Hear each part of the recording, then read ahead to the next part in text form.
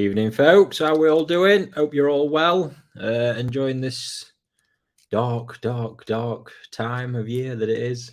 God, I hate it. Drives me absolutely potty. But I'm getting worse. As soon as they get older, seems to annoy me more and more for whatever reason. But there we go. Hope all your ponds are doing well. The best they can do this time of year, especially those who are unheated. It can be a challenging time, that's for sure, but I'm sure we all do our best and get through it. So there we are. It does never seem to stop at my end, though. Things seem to be in overdrive at minute, to be fair, and enjoying it. It just seems to, every time it gets to winter, the job list seems to double. I don't know why it is.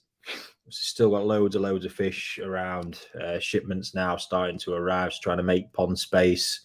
Hopefully, I've got a meeting with my plumber tomorrow who installed the heating system, because one of the biggest issues I've found since I had my heating system installed, sort of like a massive bottleneck in the whole operation that I've got, is that outside I have got, off the top of my head, I don't know, 24, 25 ponds outside that I basically can't use properly this time of year. And it's a massive problem for me, because as I'm producing fish, sometimes we just need to get them out the growing pond.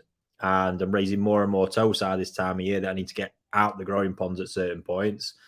And we just cannot. You're trying to settle them into cold water, even with the methods that we've got. It's just too difficult.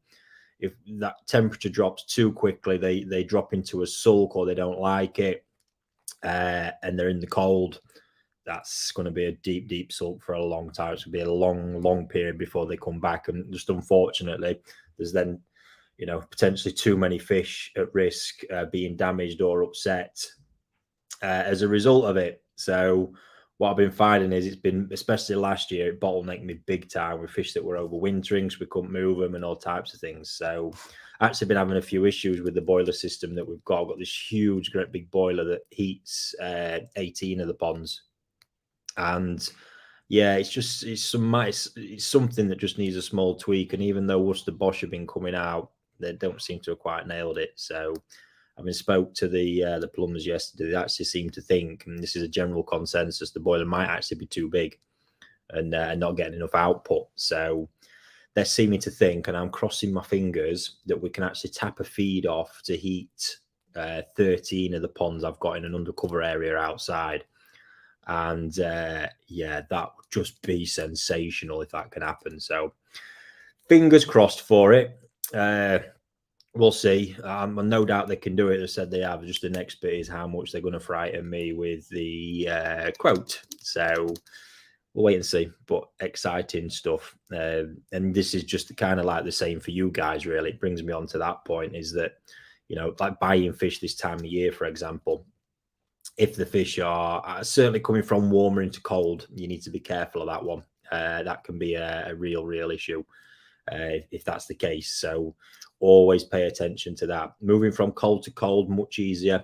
But the biggest problem in all this is that if it all goes absolutely spiffingly well, great, no worries. It's if it doesn't, this is where the problem comes in. And a lot of the time it can, but when you mix a batch of fish together, often or not, there can be, I've mentioned this before, kind of different viral exposures and things like that. The fish can basically catch cold, get flu, whatever you call it, want it like that. And when it's warmer, sometimes you might not even see the symptoms of that, other than a day it might be off the food or whatever it is. When it's cold, however, that's not going to happen. And the symptoms will look far worse than they would typically. And most of the time they could recover, but depending how severe it is, drop into a deep sulk, or even worse than that, you end up with a mortality. So that is really your issues in all that. The fish can move and settle. It's just if it goes wrong or they don't mix properly and you've not got it. This is just always, to be honest, as well, where having a heater installed in your system, even just as a backup. There's some inline heaters you can get these days, and they're not the most reliable either, but they're super cheap. Obviously, I know they're expensive to run, but I'm not even talking about running them. I think it's just good practice in any koi pond as you build up a collection and you want to look after them, just to have some heat there as a backup. So if for whatever reason you're in the middle of winter and just something goes wrong, whatever it is, you've got that heat there, should you need to call on it, just to help you get you out of any potential situations. So little pointer there. I was thinking about that one because I'm no different. So hopefully, I say these guys don't frighten me to death with a quote, and I can get these other ponds rigged up, which will be another job on the list. So yeah, we'll see with that one.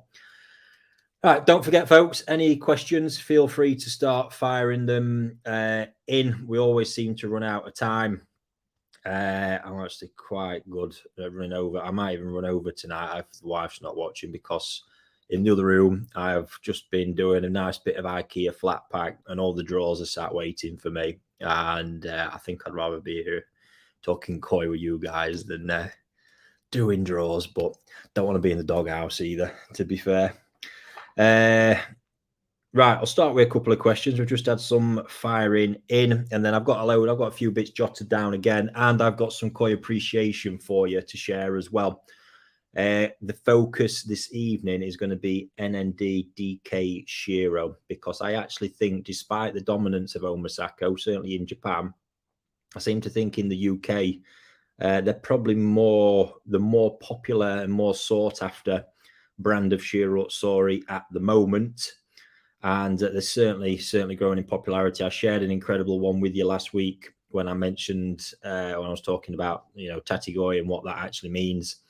But this week I've got a few more. One of my own you might have actually seen doing the rounds on Facebook, which has been a remarkable development. So if you've got any questions around that line, Shiro Sori in general, or anything like that, yeah, feel free to fire them in. And Crafty, are you bringing my Dainichi on Tuesday? He's just relentless, this bloke, isn't he? Crafty, to be fair, if you're going to sit there watching me all night, mate, if you want to jump on in a little bit, just drop Steve a message, sort something out in background.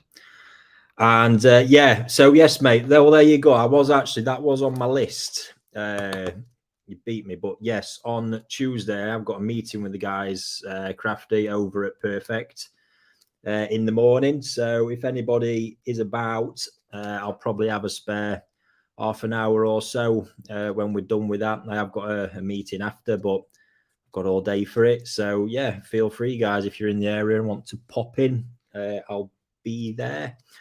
So not sure on times, but be out and about. So it's good to catch up with any of you guys face to face if you are there. Right.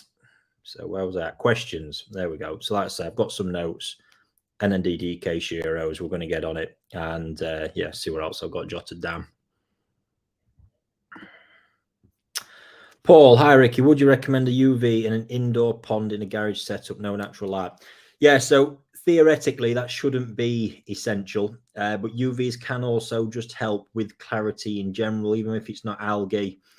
There probably will be some algae, but just with the finer particles, I tend to find they can help, say, just with sort of splitting cells and helping them clump together. So I think it's worth it, just for the sake. Well, I think whenever you're building anything, you're doing it for what a UV costs these days, and especially on a small garage setup, it's worth just popping online, inline, and having one there and running, to be fair. So if it was a really, really expensive bit of equipment, I'd probably say no, it's not necessary. But I think for what they do, generally cost for like a small cotton core unit or something like that, get one whacked on so you've got it, and they will assist with clarity.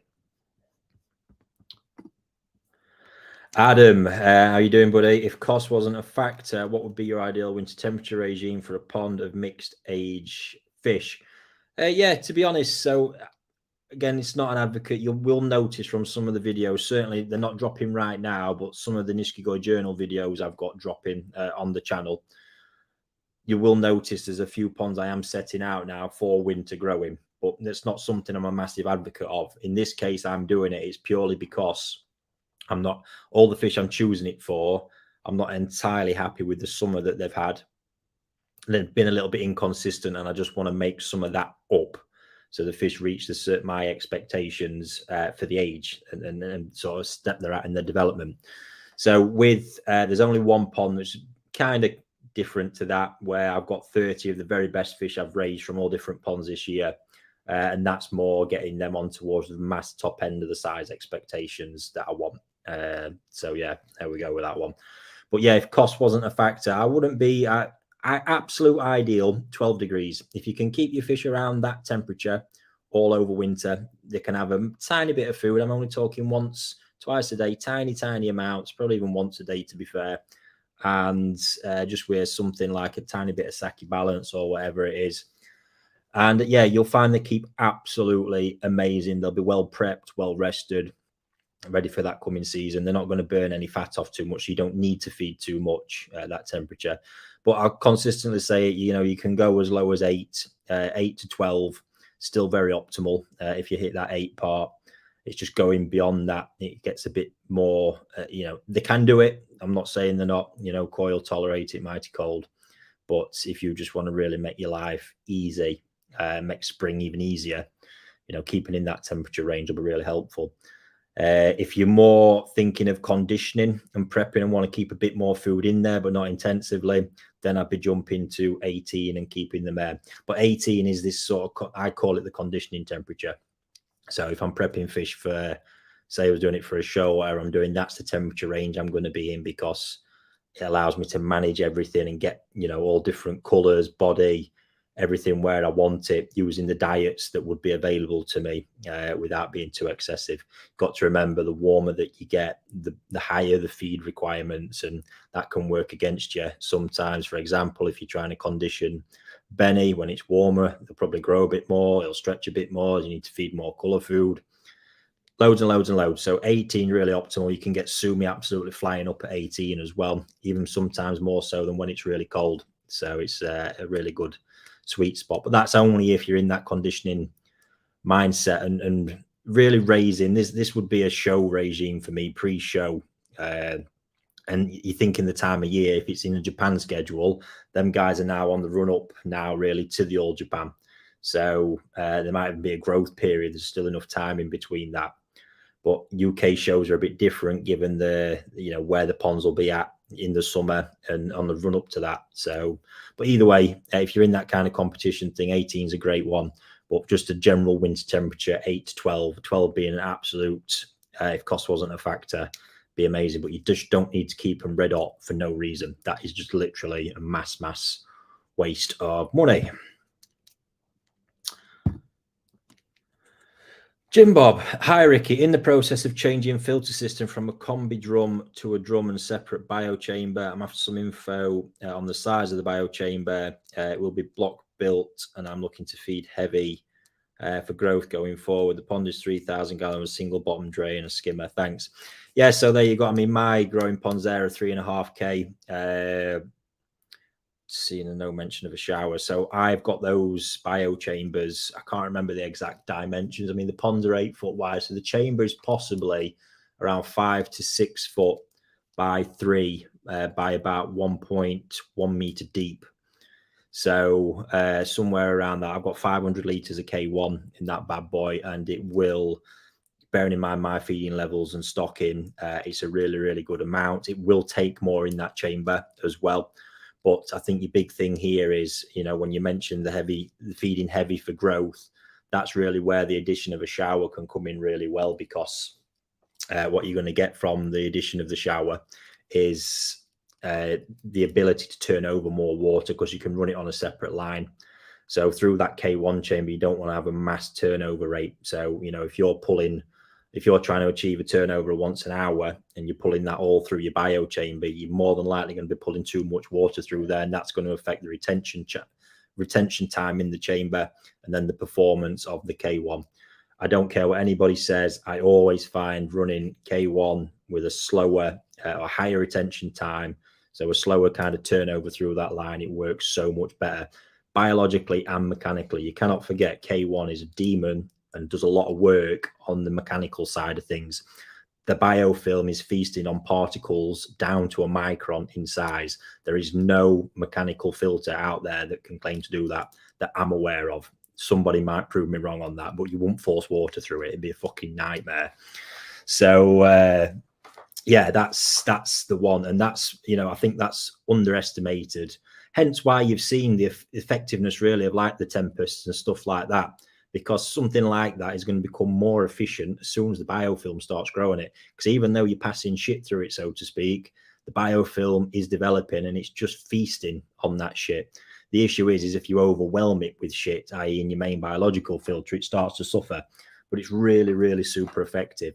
And then you obviously you've seen like the biochip. I know I've gone on a tangent here, but you've seen the biochips and stuff like that.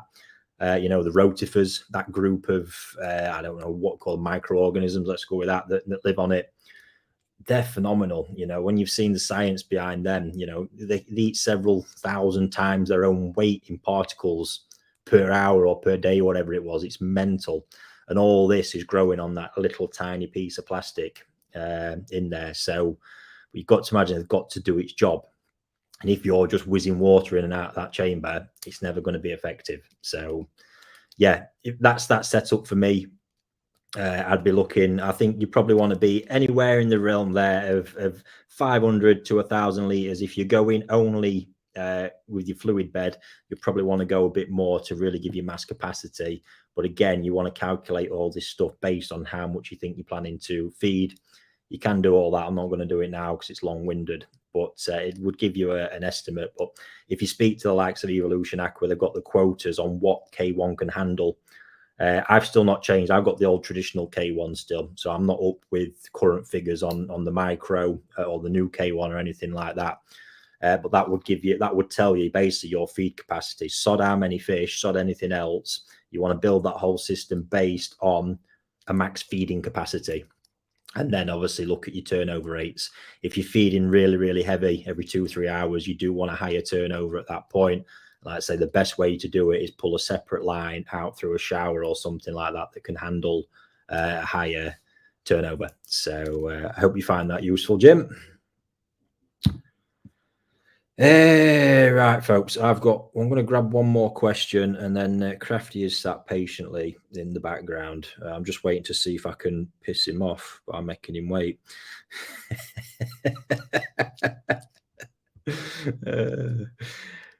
Right. Lee, if you need someone to come on, do a live chat, let me know. Oh, yeah, Crafty's reading Perfect Magazine. Yeah, mate, drop us a message. Let's book you in for next week. And yeah, that'd be absolutely amazing. Let's have a look. Richard. No, I've got a nice warm light on here, look, in front of me. That's what it is, mate. Giving me a nice bit of a glow. But I was on holiday a couple of weeks ago, to be fair. But I spend the entire time I'm there dodging the sun because, yeah, I can't stand it, to be fair. But yeah, I'm gonna put this one down to the light, mate. To be fair. Oh, there we go. Right. One quick one before we get crafting. Eric, how long does a Backy house shower media take to mature? Yeah, it's really, really quick. This kind of wet dry, that's the concept it was known by. Wet dry media, obviously it's not submerged, seeds up really, really quickly in comparison to submerged. But same as anything, really. If you're adding a shower into a new pond, it's a different scenario. But if you're seeding one up from scratch, it's not almost what it takes. A whole pond takes months to, well, years to mature, a couple of years really, to really get the ecosystem all thriving. And what do we call mature? This is the issue. Mature as in it's stable enough to remove ammonia, because that happens a lot faster than it does to stabilize to fully remove your nitrite.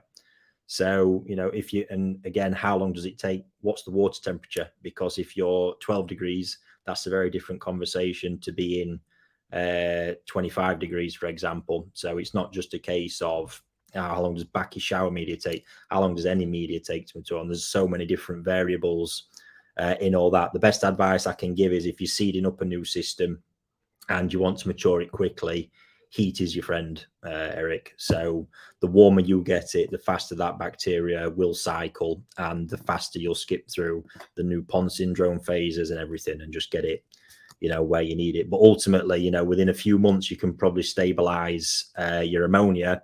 Your nitrite will persist probably for 12 to 18 months. It's a bit of a bitch to get rid of. You just have to kind of accept it and get on with it. But really, then you're talking about the development of the ecosystem. This takes time, 12, 18, 24 months. You're all in that realm really before that's anything close to truly becoming established in that filter.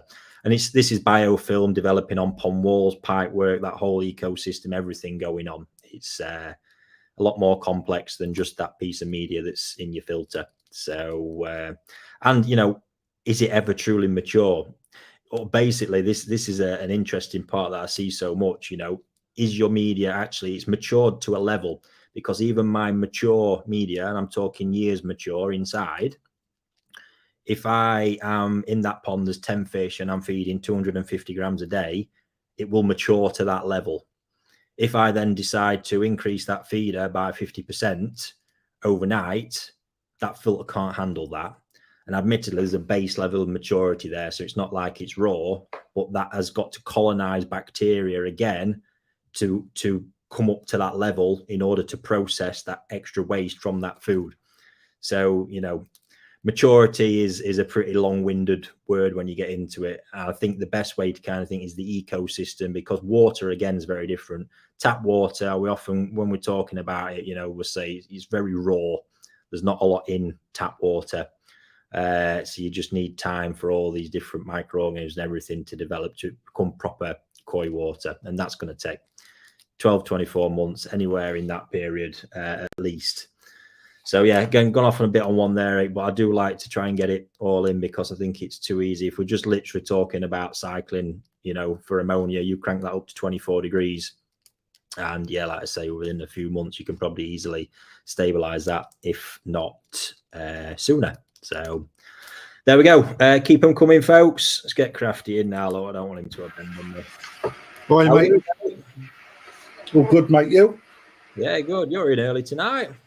Oh, I've had a day off today. Oh, happy days, mate.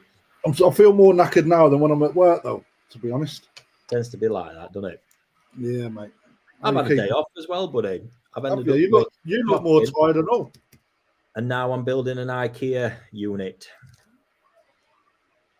The pleasure of having your own place, mate. I love it. I'm shit at DIY as well. That's right, man.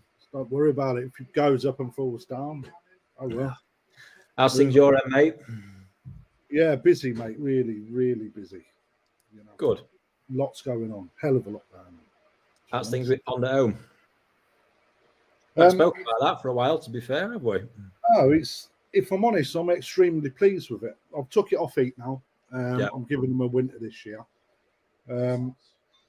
After putting the new UV on, it's done the world of good. I'm running far too much UV though, but such is life. Yeah. Water's really, really come on loads, and the fish have actually, I think, benefited from it, to be perfectly honest. So I think the biggest growth I've had is 15 cm this season. Nice. And probably less 10 cm against some of the Deutsch stuff. Yeah.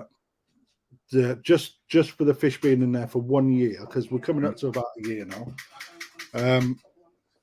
Just the amount of growth that I've got out of them is insane in comparison to what I had previously. It's just, and some of them are 3-4 year old as well, and they've still bodied up and shot, and that for me was quite a learning point, because when you get a yonzai, you can, there's a misconception that they won't grow anymore, but they may not grow to their full capacity if you push them from tozai, but they still grow, mate. I'm so glad you've said that. It's almost like we planned this.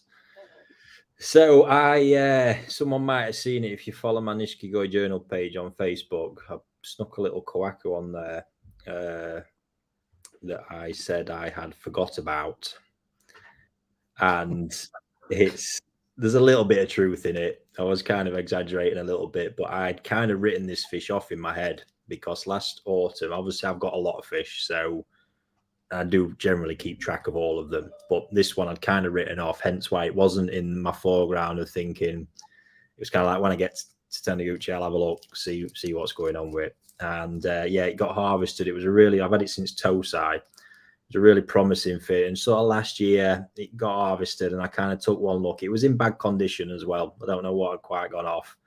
Haven't really grown all that much. And I kind of looked at it and went, but let's see. So I said, let's just keep it here, see what happens. It could have just had a bad season, that being the key word. And sure enough, I'm working away. I'm speaking to him about some other day, and then I actually missed. And I scrolled down later, and I saw this. Cool, that's I was like, shit, where you come from? That's lovely. Yeah, that's good nick, mate, that. Absolutely bonkers. It's had a cracking summer. I think difference. She went to Mud Pond last year. She's been raised indoors this season. And my God, what was the bad condition on it though? Because looking at that, it then had a bad season. No, it weren't. The colour looked a bit off. It was really mucousy. It just didn't, as a complete package, didn't look there. And I think last year had only grown, if I remember this right, 3 or 4 cm.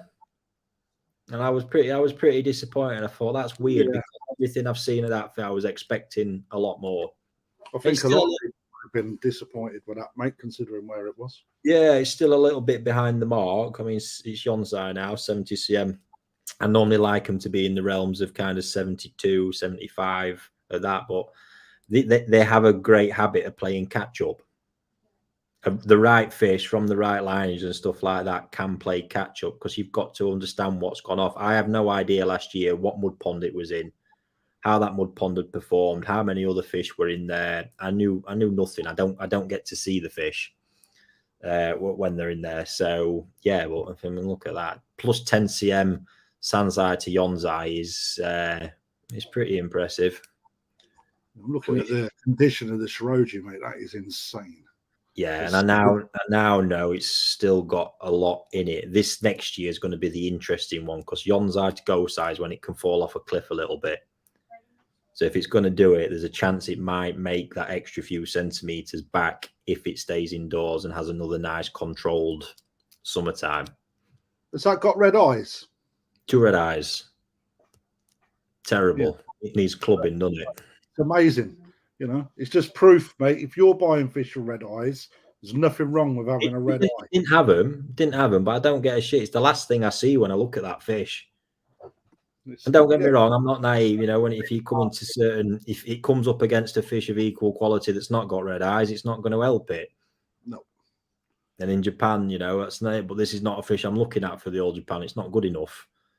No, but even so, Rick, that I think you make the point there that if it gets up against a fish that hasn't got red eyes, it's not going to help it. But if you're not showing, it don't matter.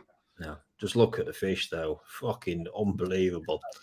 Nice so that was nice, just walking around like, fuck. I walked in office, I was literally watching it, and Matty said, what's up with you? I said, look at this. Awesome. So yeah, sorry, mate, just to go, but you're right. You've got to understand what's been going off, and everything's got to come together well. This summer, Japan, Niigata especially, has had a tough one with the mud ponds this year. I was going to comment on that actually. Too hot, not enough water, so they've not been able to get. And I saw some mud ponds nearly a foot down. Pre-harvest, and that's when you calculate that's a shitload of water. Given that most ponds are sloped, there's so much water volume in that top foot, and that's the crazy bit, and that is then why feeding levels are getting reduced. And it's a double-edged sword because you then got the fresh water to help manage pollution, keep that water right. And then they're cutting feeding levels or reducing feeding levels at a time when the water temperature is that degree or two warmer. Yeah.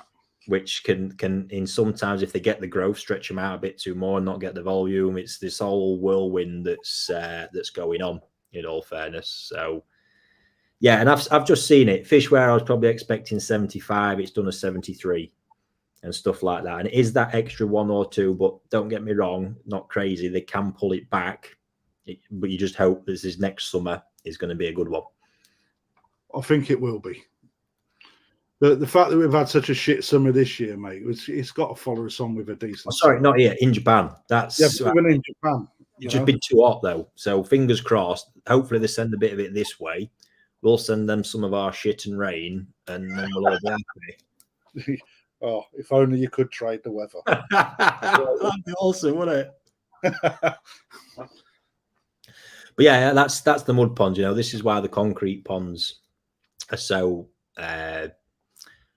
Yeah, that whole debate. And here's an interesting one. I've just seen there. We've done an interview with Issa for the magazine, and I've had a quick flick through the transcript. And one question that we'll keep kind of repeating is about Niigata breeders raising fish in concrete ponds. And this is mind blowing. The guy literally come out and said, "I don't have the skills to raise them properly in indoor ponds." You know, this is Issa Koi Farm we're talking about. We had that. There was a question pop up before about people that buy their koi in Japan as a carry into mud ponds, but then after the mud ponds, it's like, where do they keep their show quality fish? You know, and knowing that it's sometimes not even a breeder that keeps them, they get handed over to people that care for them in their concrete ponds, etc. Is a little bit of something that I wouldn't mind a little bit more knowledge on. I don't know about that bit, mate. Handing fish over, no commercial level breeder I know of doing shit like that.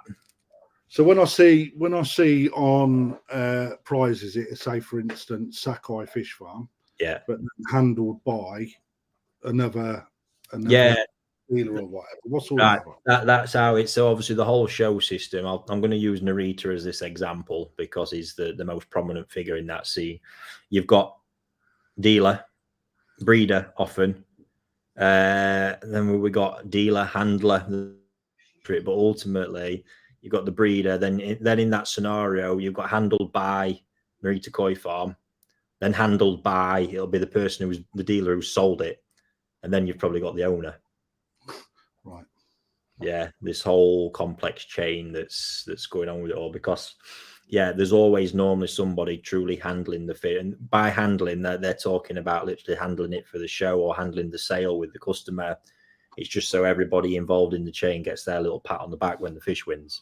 Okay, that's good. It is, because it's such a that side of the industry in Japan is it's what builds people up. Massively important. So but coming out typically, if you look at a lot of farms coming out from harvest, the concrete pond systems they got are literally holding ponds. They are holding them until they get to release them back to a mud pond again. Nothing happens in them. A lot of them don't even feed the fish. We're talking October, November through to April, May, no food, absolutely zero. You know, there's very few people, and Issa the only few people Issa referenced for who he considered skillful in raising koi indoors was Narita and Dainichi. That was his benchmark. Which, to be fair, it's kind of at the top end of the wizards in that stuff. But it just goes to show that mentality. Niigata breeders, that it's in their mindset. The guys raise fish in mud ponds. And there is a whole debate in there that you know, they do truly. Some of them look their absolute best they will ever look the day or two after harvesting. Yeah, but it's like I say, for someone like that to say he doesn't think he's got the skills for raising indoors is quite remarkable. What's the difference? In what way?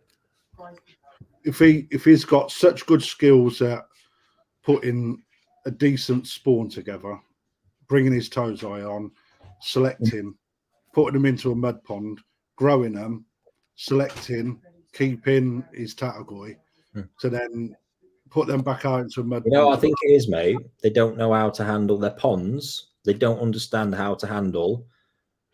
I'm going to big myself up here in this, not intentionally, how to handle processing that amount of food through a concrete pond. Because their understanding of filtration's not there to that extent. Yeah, we're not talking thing. We're probably talking. He's talking their levels that we can't comprehend, and this stuff kicks in more and more when you get into the realms of raising truly big fish. Do they push their fish in concrete ponds to grow like you do in yours? Do they do that in Japan? Not a lot over summer.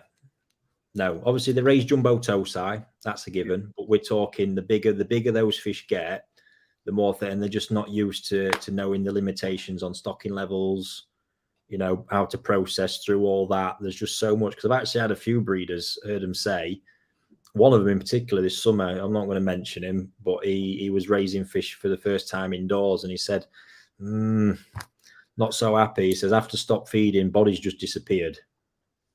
And I'm thinking, and I ask it, what food you been using? Oh yeah, sake akari.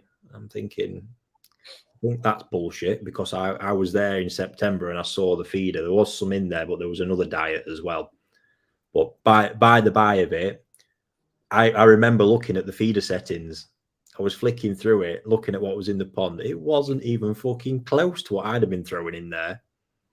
Yeah, your place is fucking unreal. Not even close. So that's so naturally, yeah, he's probably took them off it. Water's been a bit too warm still, and the bill, of course, they've not truly bulked up. You know, and that's what they do in mud ponds. Obviously, they're piling food in, and fish are eating as well, and it's great. So yeah, it's an interest, but I think there's a lot of them would say the same thing. Issa's a bit different, because I think Issa's impression of probably looking at an 80 cm plus Showa and seeing what he can do with it indoors. Got you. But in the realm this guy I've just spoke about, no, completely different. I would hands down say raising fish in a concrete pond, I'd run rings around him every day a week and twice on a Sunday. I sound like Tyson Fury there, don't I? I hate myself now. Little bit, mate. You ain't got the looks of him though, mate.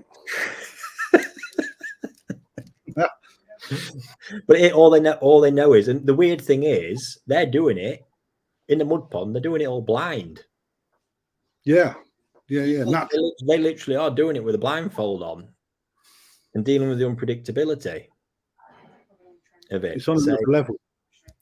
It's this thing, but as somebody I work with in Japan kind of said to me, Niigata people don't change very easily. You know, so as well as that, they're stuck in a mindset, I think, which is another part of the problem. Yeah. It's just the way they've always done it, and his dad did it, and his granddad did it. So why change it? Yeah, that's their traditional style, though, mate. Eh? Yeah, their culture. Jason, training course for breeders, giggles. That'd be a laugh. I'd just be absolutely wasting my time, mate. Honestly, quality. Right, mate. Let's see if we've got questions in, buddy. How's your Tamasaba doing? Oh, mate, it's banging. Yeah. Loving it. Yeah, mate. It's doing. Yeah, I'll tell you, I'm quite surprised how hungry it is as the water temperature's dropped still. In comparison, it's always up looking. You know, that's something I'm learning, to be honest. But yeah, it's been banging, mate. When will the auctions be back? It's good to take a break. Yeah, Sam. So as I sort of said last week, we don't plan on starting the live auctions again on here. You'll probably seen elsewhere the likes of Crafty's got them going. We want to be working now. I think that the concept's been put out there. Obviously, working more with the guys we're working with to put that out there for you lot. So feel free to. Are you doing yours every week, Crafty? Every fortnight, mate. Every fortnight.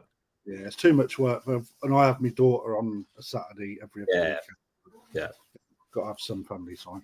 So there's plenty out there, mate. And I think with some plans we've got, you'll probably see a lot more of that collaboration out with others, because it's also going to help us streamline the process, to be fair, as well. So stay tuned, mate. But feel free to keep joining in for everything else we're up to.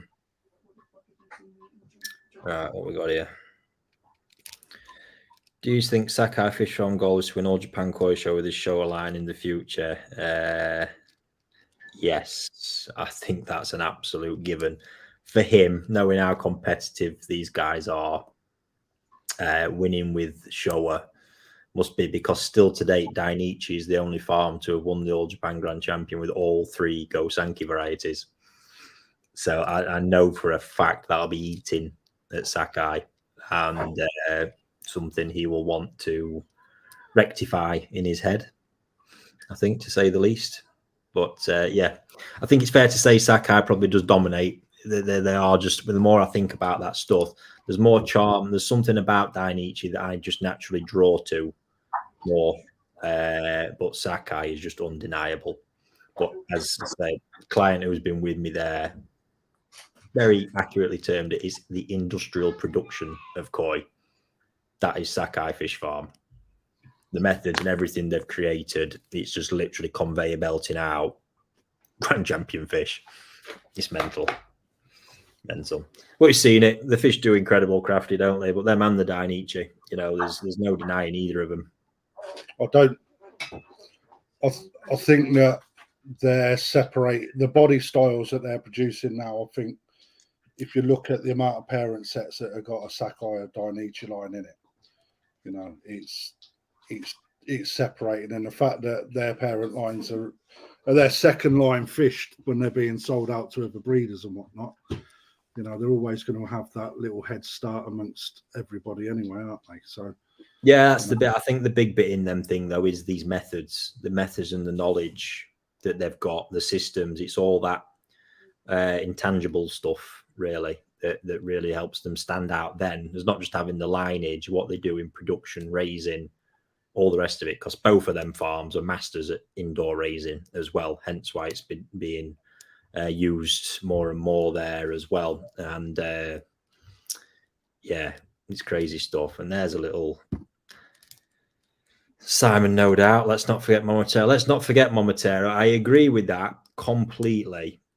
Absolutely, completely. However, right, and this is where you really see this, because when you do see this, I don't think anybody disagree unless they've got too much loyalty to Momotaro and aren't walking away. I forget where I'll go with that one. Momotaro is in that top tier, no doubt. But when you see those three operations, as I did like last November again, all in a short space of time, Sakai, Dainichi are just operating even on a different scale to Momotaro. No doubt about it. Momotaro's got their own little niche, which I like about the place. There's some unique characteristics in their fish.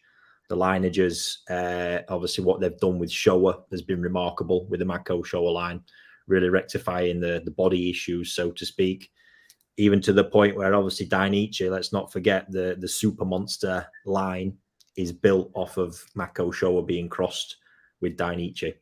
So yeah, big stuff going on there. But honestly, when you see how it's done and the difference for me walking around as well, I would say in the quality of how the operations run, even Sakai and a Dainichi compared to Momotaro, I would say that Momotaro possibly lacked a few resources in that respect, which I seems strange because they've got the capability, they've got the money, no doubt about it. But yeah, honestly, when you do see it all, those two just stand out a mile. But all three are super lineages and three of the most prominent bloodlines in koi today, really. All right, mate. I think you're going to enjoy this one, aren't you? There's actually something, right? Because this is, I'm going to get this one out because this has been griping me for a while. I've been forgetting to speak about it. So I had somebody send me a picture of a fish, right? Just asking me, but it wasn't one of mine or even my dealer network. Do you think the body will recover on this? They were looking at it. It was in some dealer's auction somewhere. Sent me this picture. I was fucking gobsmacked. My jaw hit the floor. How skinny this fish was.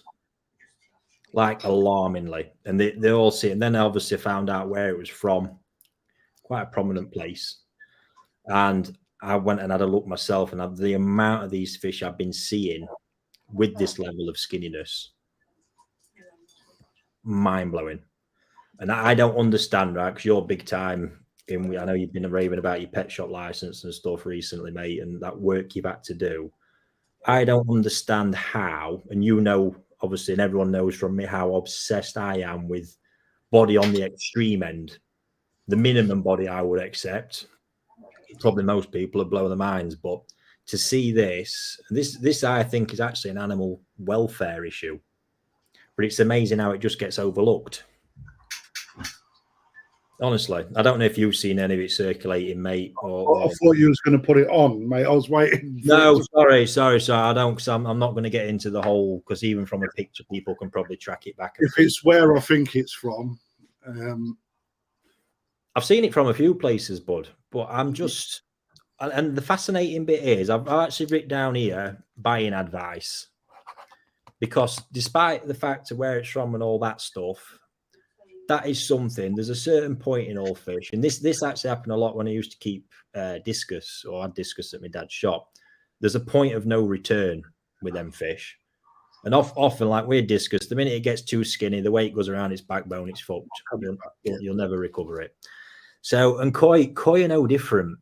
This is why there's a particular breeder in Japan. I stopped just buying random fish off without seeing them, because often he'd send them and there'd be stuff in there that's just gone too far.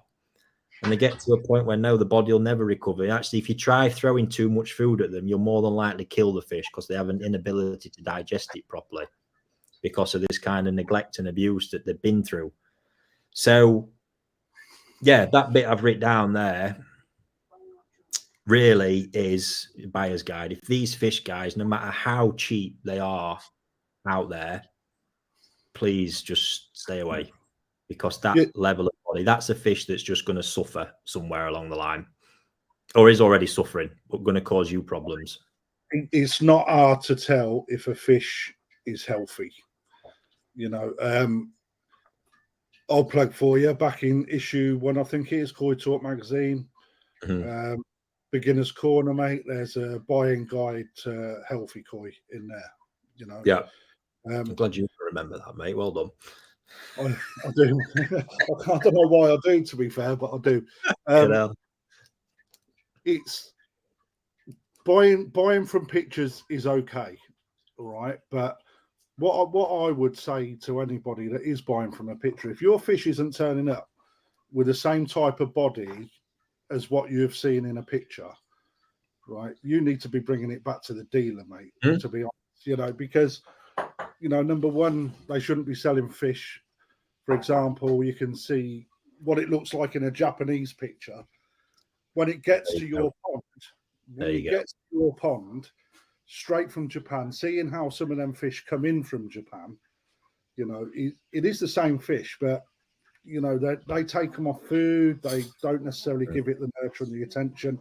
And for it to come into a deal to then go straight out, you're not buying that same fish. It needs to be reconditioned and you know, the weight put back on it. So not even that. I've seen stuff where the picture must have been an original picture from Japan, and it's actually must have been at dealer's pond for 12 months. Withering and rotting away. I'm just honestly, right, because this stuff really does rattle me. So it was more, I'm not bothered that the people involved in it, I couldn't give a shit about, to be honest, other than, you know, some of these people do like to spout the mouth about how good and clever that they are. But I literally, and at the time, I was actually laid next to, I was in bed, and I just said to my wife, I says, fucking seen this? And she didn't know about. She says, that is disgraceful. And it is. And if it was a dog in that situation, there'd be trouble. There'd be shit kicking off from all over the place. I think we've had a conversation on that before, Ricky. You know, it's like, again, just because it's a fish, it does get overlooked, like what Jason puts there. You know, it does get overlooked. However, if you do come across things that don't look right, the council is where you go. Because they're the ones that issue the pet shop license. So they will do a snap inspection if they care. You know, and they will bring a vet with them as well. But that's what I written down here, kind of buyer's guide, folks. Please don't be hoodwinked into believing. There is a point. I should probably get you some pictures if we can remember. Steve's in background, and jot it down. If he can manage to actually get me to do it, there's another point. But there is a point of no return. Yeah. I mean, one for you, for those people that do like feeding the fish, let's put it back onto a bit more of a positive. I was looking on Sakai's website the other day. He has got ingredients on how to make sake bait with a step-by-step guide on it. Really? Wow. It's mint. Wow. You know? Fair play. Honey. Fair play. He puts honey in there, mate. Yeah. You know, they do love a bit of that. But yeah, that's that one. And there is just stuff. I'm going to pull some, because there's a few things in fish. It's took me years to learn this stuff. But there's a few things you get as well where it'll be like, you might be looking at something and, you know, will that, you know, bit of Benny there, will that recover? Will that fill in? will that do this? Will that do that? And I think it probably would be useful for me to put something together, just clarifying some of that, because literally now, in most cases, I've got that down to a T of knowing what will and what won't. And trust me, it does take a bit of experience and just seeing this, and even buying fish over years. I've chanced it on and gone, will that? And sometimes been pretty ballsy purchases as well, and just to find out it didn't, and it's just really wishful thinking that I've then paid over odds for. So maybe try and get around to that one, eh? Yeah, but to be honest, mate, anyone paying their good money out of their pocket for the fish over here, they shouldn't be receiving or even seeing that sort of fish on the market, to be honest. Yeah. Oh, Charlie. Brilliant. I like the fact she finished with a gun, mate. Yeah, that's waiting for me if I don't get this cabinet done in next hour. Brilliant. Right, mate. Yeah, sorry, where we was at NND DK, because we've had a few chats, mate, haven't we? Yeah. And I think there's a mass rise to prominence of this right now, and hats off, the guys have been marketing the hell out of it. But their whole journey for Shearwater Sauri has been a fascinating one that I've had the privilege of seeing from the very beginning. I've had the privilege of actually seeing big breeders sort of going, what's this all about? What they're mucking around with these for? Literally the words out of one of their mouths, which I find fascinating. But now they're really, I think, coming to fruition. So this line, when it started out, the NND Shiro line, when it started, had no Omasako blood in it. Don't actually know the full origins. I know there was an Ogata fish that they used, which will no doubt way back probably have some Omasako blood in there, but it wasn't a direct Omasako fish that was used, and it had some really nice characteristics. The big one was this skin was just on another level, especially Shiroji, almost indestructible. You know, when you often see nearly white nice Shiroji, but you get a lot of the pink veining in the skin. There were never any of this. It was just flawless all the time. And the Sumi, always reliable in developing as well, which was really, really nice. So, yeah, they were just great fish, but they didn't like growing. They really didn't like growing. Really? Yeah. They got super strong. All of a sudden, after a few years, they were mopping up at small sizes in shows, even at All Japan level, just mopping up. Then it kind of got to 50, 45, 50, and they just disappeared. And as they got big, they were just a typical old Shearwater Sauri line, which I've probably kind of seen of Ogata, where they just belly up a little bit too much, got that naturally curvaceous Shearwater Sauri body. So they know. I've seen them go through this when they changed the Go Sankey line, the Sankey in particular, and put Sakai Sankey in. So they knew, and very thankfully they got a good relationship with Donald Kerr from the UK, cracking bloke, owns just an insane collection of fish across Japan. You just can't even begin to comprehend. And yeah, he happened to have this 90 odd cm Omasako female, which he allowed them to use. Did he not gift it to them? No, not gifted. I don't know. Obviously, the ins and outs. Normally, in deals like this, there's some, there'll be selection of a certain amount of offspring every year or something like that allowed to the owner of the fish.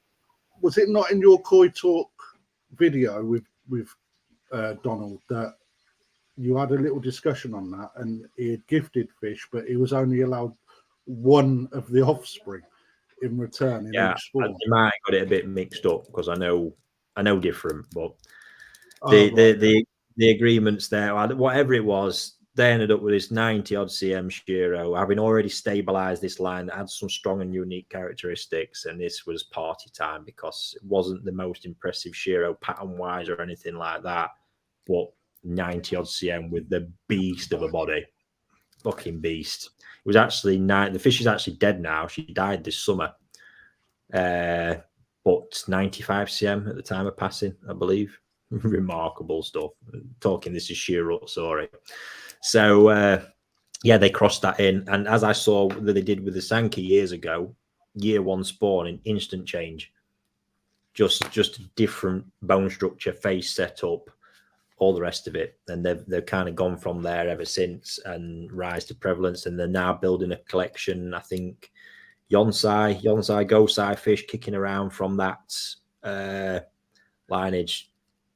Real quality stuff. Just mega impressive. And I think people are seeing it now. They're doing really well at the show circuit. And there's just a whole kind of, I think, understanding of what they're actually doing with the variety. Yeah. What's your thoughts, mate, as a spectator, seeing what's been going off? I mean, I've got Omasako. I've got another Shiro that I got from you. Breeder beginning with K, Rick. I can't think of what it is. I've got 3 Shiro in my pond. When did you get that? When I first started down at Perfect. I'll be able to tell you in a second. And Omasako, DK lineage, and one other. Right? Yeah. All the same age, all the same size when I purchased. So for me, it was a good way of learning what each one of them done. Although I've only got one of each, it's still a way of doing a comparison. The DK lineage for me showed quality earlier than the others, and the Sumi really developed strong, and the Shiroji developed really strong, and the bone structure, although there was quite comparable between Omasako and the NND DK lineage. Yeah. The DK lineage one for me actually topped the Omasako in the pond I've got. Mm-hmm. And at the moment, it's still looking better than the Omasako one I've got. Yeah. Which is why I was quite interested in seeing how the DK lineage would become available. Yeah. Obviously saddened to know that the parent died off, so they're becoming a little bit more sparse. But yeah, they're definitely a contender out there, mate, and fairly young in what they do. I'm quite excited to see where they go in a second generation, to be honest. What I'm loving is seeing some of these characteristics. Now, I get this is NND. Obviously, I know that I spend that much time there, and I've done over the years most of their lineages. And it's weird how when you do truly learn the depths of a bloodline and how they develop, how predictable it all becomes. Yeah, it really does. And there's some traits I'm picking up on their stuff, and head pattern development is one that's right up there. Yeah, and this has happened to me now. It's more than once, and not just other fish I've seen, but then my own fish as well. And again, some of you might have seen this, but I've got a few bits to share. So this is a fish I indulged in last year. So it had not long been harvested. It was swimming around in the show vat, covered over as well. Makoto's kicking around. I'm like, what's these? I went, I harvested them today. Aren't they for sale? And he kind of just looked at me as he does. I went, that one there. And he just fucking put his head in his hands again as he does. But it's all good fun. But yeah, it wasn't. Look, that picture kind of did it justice, to be fair, because two real bits here. And this is a big characteristic I'm noting, because this will throw people a little bit.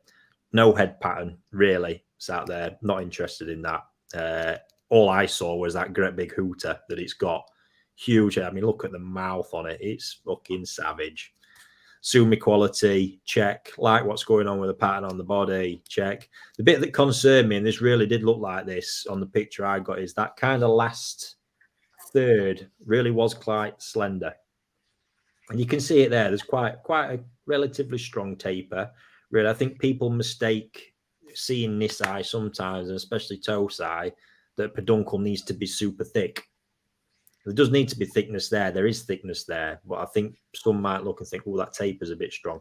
You have to remember that area of the body has to flesh out the same as them all, and often when it's too thick, too young, that can be a sign of a body deformity, which is a whole nother conversation.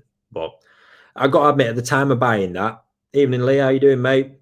It was a learning curve for me. This fish was expensive, and I was looking at it going, let's see what happens. I'm confident it's going to do, but let's see what happens. There was a little bit of uncertainty. So, yeah, sure enough, dunks it in the mud pond, and I get a phone call one day. So, Ricky, we've harvested your shear up, sorry. So I trots round into the tank, so it's in there. Walked in and I saw this. There was this one swimming around in this tank, and I went, wow. Just fucking blew me away. It wasn't my fish, however. I said, that's not my fish. I've seen the second part of this, haven't I? I think so. Oh, yeah. I said, that's not my fish. And then it was just pandemonium out there. I'm like, you know, Makoto, mate, it wasn't there. They're ringing him. You need to come and have a look. And I'm having a look. I says, where's? Oh, there's some in here. And it took me a minute. I looked. I went, it's that one there. Fujo weren't having it. KB weren't having it. Makoto gets there. He weren't having it. And I'm stood there in Enwick picture going, look, follow the pattern. Follow it. It's that one. And then in the end, we got it agreed. And then I was annoyed because the fish they'd shown me was fucking mind-blowing. I'm like, well, I want to buy that one anyway. And they're like, no, that's clearly someone's fish because it actually turned out it was Donald's fish. So fair play. Donald turned up. I told him it was deformed and horrible and he should sell it to me. I'd take it off his hands for a relatively low price, but he didn't fall for that one. So yeah, there we go, folks. That was it. 47 cm Nisai. And the reason for the pandemonium was this.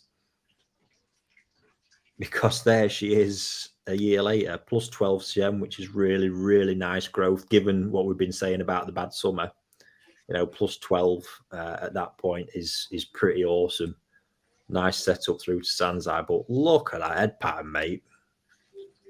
I mean, when I seen this, I couldn't believe the transformation in that development. You know, the one thing that I'd like to bring up is we quite often look at the Sumi, the Motoguru in the fin.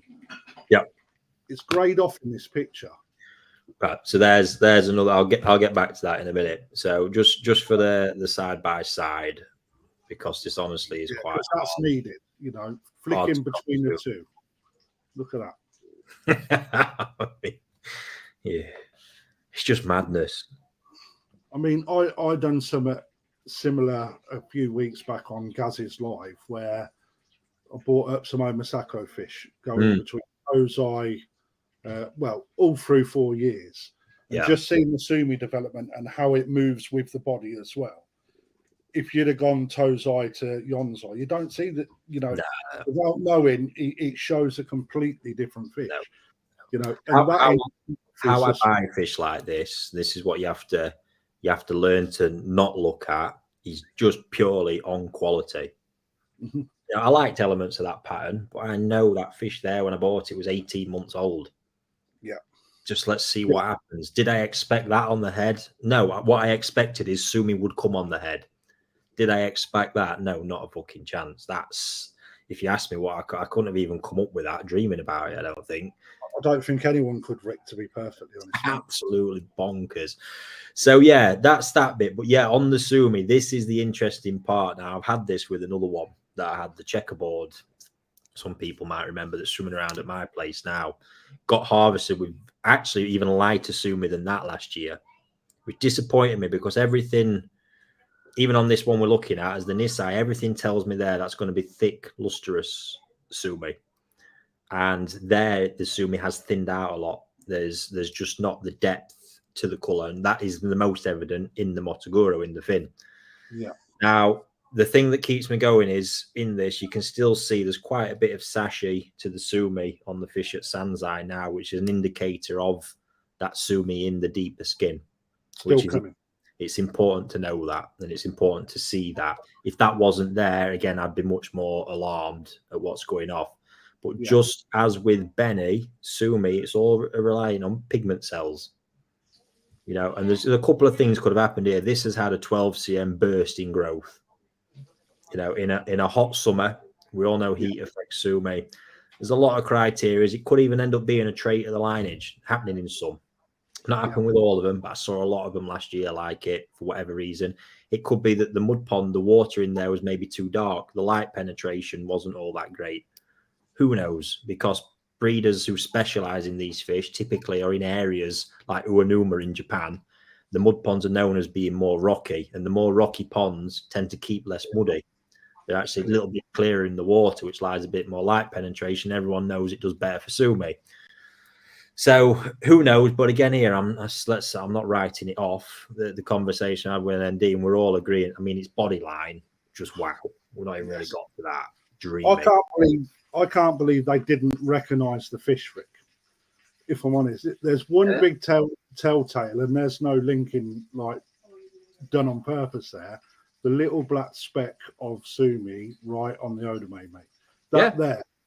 That there is a telltale straight away, isn't it? Yeah, mate, it was just too shocking when you're seeing it in real life. It was just too shocking. Yeah, too shocking. So yeah, I mean, it's all there. That in their pond, dude. No. So the plan right now is we'll keep that. We're going to see, and I'm still learning from this fish. This is why I buy a lot of these a lot of the time. That will stay in Japan. It's going to be in a concrete, crystal clear water now. Let's just see where that sumi's at come next April, and then I'll make a decision whether we try again. Go. I'm in no rush. I learn from it. If it goes in for another year, we'll have a burst of growth. That's for sure. But it'll be the same. Sumi might be absolutely pants. It might just come really good. You cannot just write it off. Still only now 2.5 years old.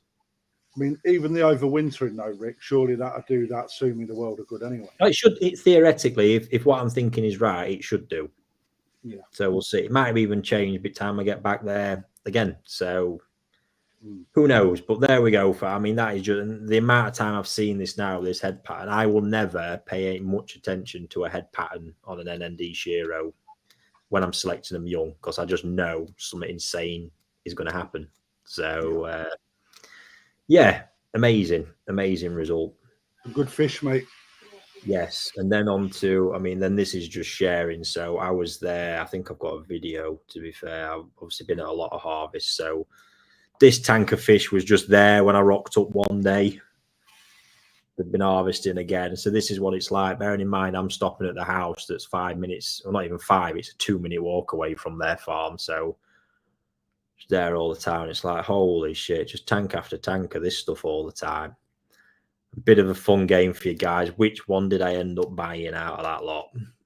Because I couldn't help myself. Again, obviously.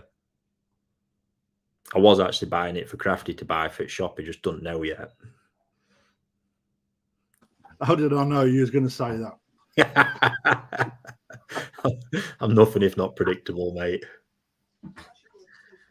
I know which one out of that. Dreamy tank. Mm. And let me find the picture. So I have shared this already, though, but boom is all I've got to say to that, really. Just bonkers. I mean, look at that again. I know you just said, right, that you're not going to pay attention to the head pattern. I know, but you can't not pay attention to that. No, but I'm saying when that head pattern comes, like, it's going to be fucking unreal, mate.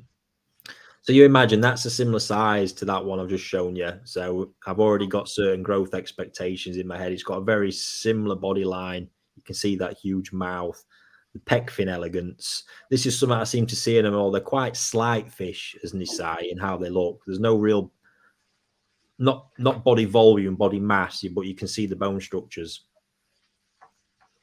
And that was just mental. And that's going to explode next year.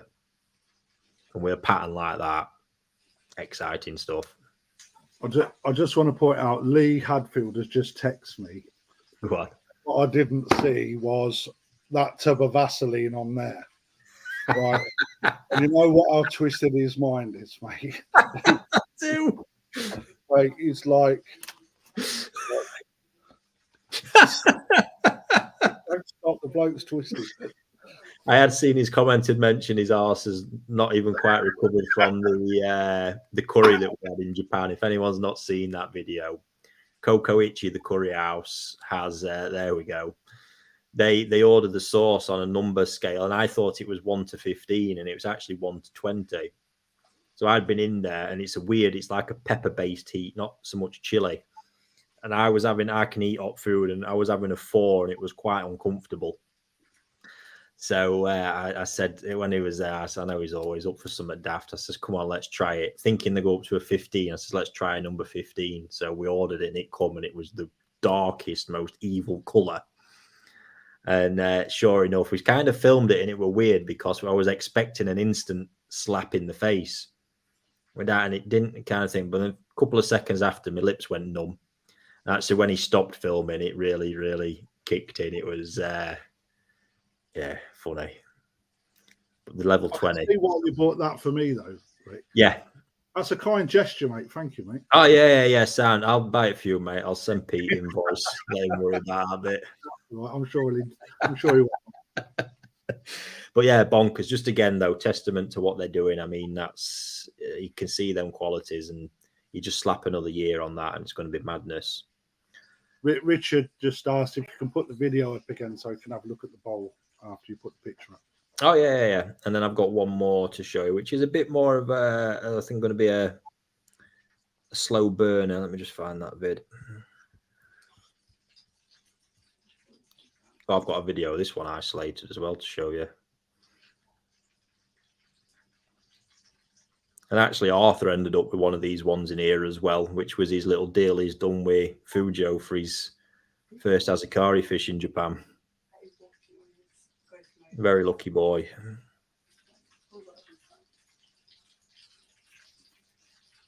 There you go.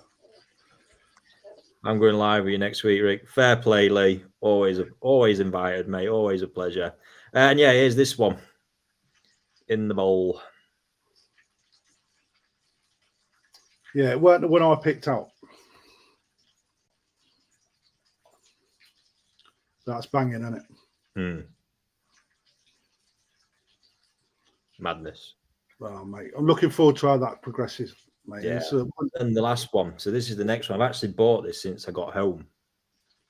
And this was from a video, like I've just shown you, I'm all swimming around in a tank and I was analysing it. And yeah, slow burner. But given what you've seen in that first one I've shown you all, guys, with the changes in not only the head sumi, the body sumi as well. This one's looking more at the body on that, Rick. That's just undeniable. It's a tank. Yeah, that's beast. Extreme from the mouth to even the peduncle. It's very different to both of the two Shiros that you've seen. So that's the bit that really drew me in with that. The pattern, time will tell. I've really not bought it based on that. And even the sumi's not on the level of the last one. But again, time will tell, because as you can see, they've got the sashi on the sumi there. There's loads going on.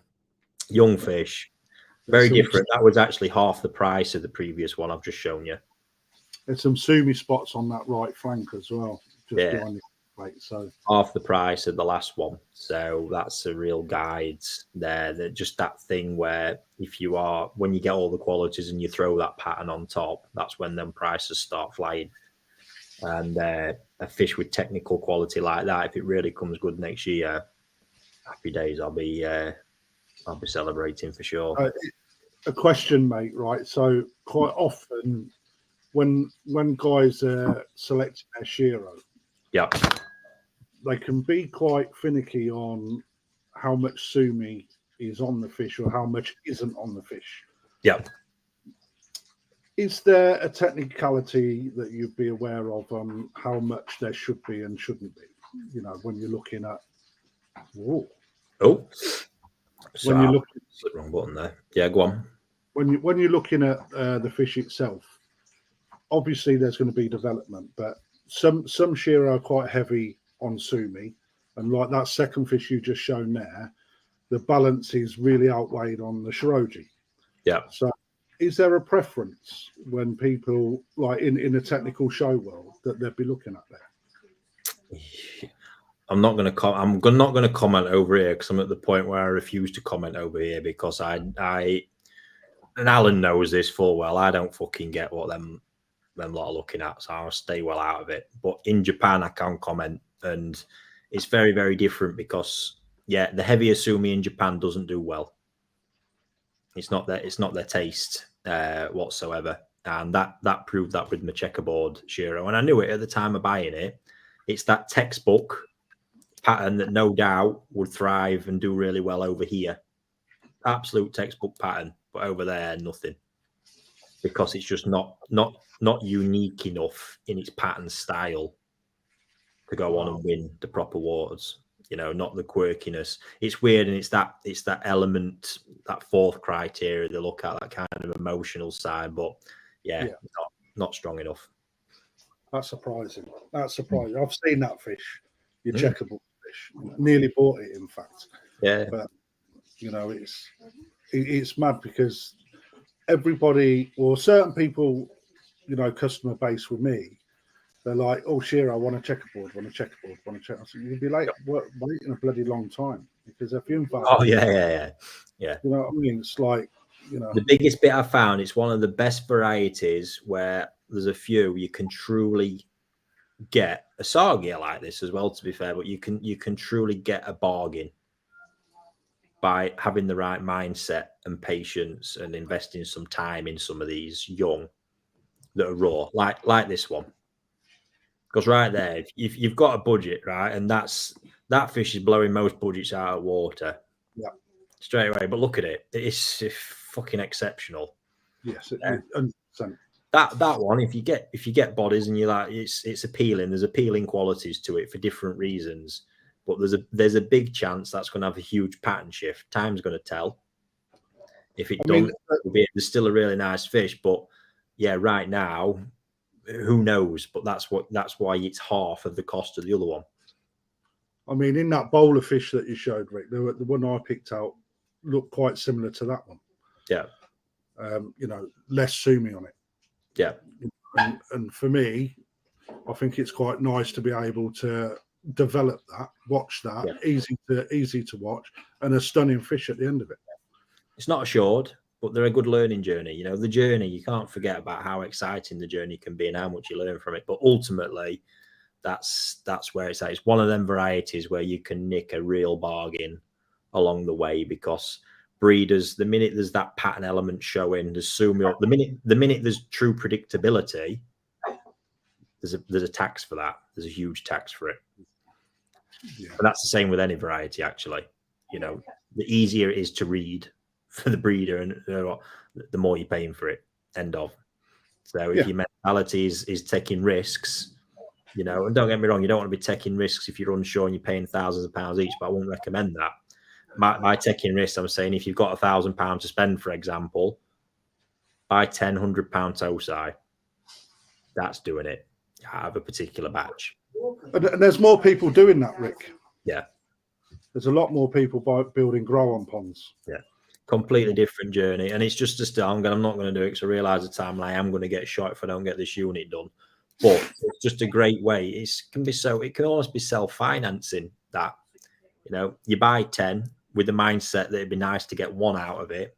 You raise them a bit. You've got 9 fish you can sell on second-hand market and probably pay for your others and all the costs of running and feeding and all the rest of it. You never even know, you might make a little bit. So, she's here. Look. I just got the gun. Oh, you've been summoned.